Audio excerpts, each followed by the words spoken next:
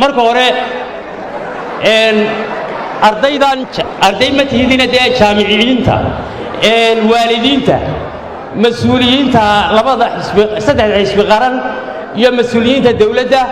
macallimiintii ardayda soo aflixisay dhammaantiin waxaan idinku salaamayaa salaanta islaamka assalaamu calaykum waraxmatullaahi wabarakaatu intaa ka bacdi anugu khudbadda ma aqaano waxba iga yarsiya waayo ingiriisi yaraan ku karano ma hayo af soomaalila dee wuu iga khaldamayo waan isku yaacaa laakiin laba kelmadood baan odhanayaa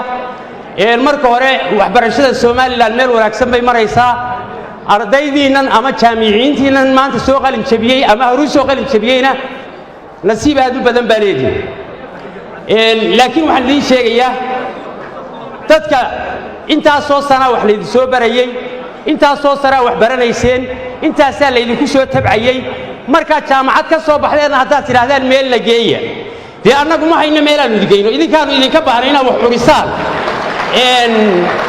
inaad fekertaan inaad hindistaan wax inaad wax soo saartaan adduunyada waxasi halkaa gaadhsiiyey waa jaamiciin idinkoo kale ah marka waxaa annaga noogu daran arday intuu jaamacadda ka soo baxay oo jaamici noqday haddana isa soo taagay oo gaadhi cad iyo xafiis iska doono meel ha lay geeyo xaggaannu ku geyna annagaa tegi lahayne meeshaannu ku geynayne waxa weeye idinkaa laydinka baahaya wax curin idinkaa laydinkii siyaasad soo bartow siyaasadda yadan gabowday ee imminka isku yaacday dee wax ka bedel oo kii wax caafimaad soo barto wax ka bedel oo dee hindisa oo isu taga laakiin dadkii waalidkii idinku soo tabcay dalkiinnii baa idiin baahan dadkiinnii baa idiin baahan meelaannu idin geyno ma hayno annagaa tegi lahayn eeg meelaannu idin geyno idinku meel isgeeya annagana meel la geeya waxa la yidhi wax lagu maahmaaho maahe waa khudbadxumadayda odaybaa islaantiisii wuxuu arkayoo mar kasta maydhax diiraysa intay godin qaadato subax walba maydhax diiraysa maydhaxda waxaa loogu talagalay in aqal laga sameeyo aqalla ma samaystee buul yaroo xulun bay ku jirtaa odaygii baa yaabay ayaanta buu yidhi waar islaanta gabay wax ugu sheeg dadka gabyana muu ahayn wuxuu yidhi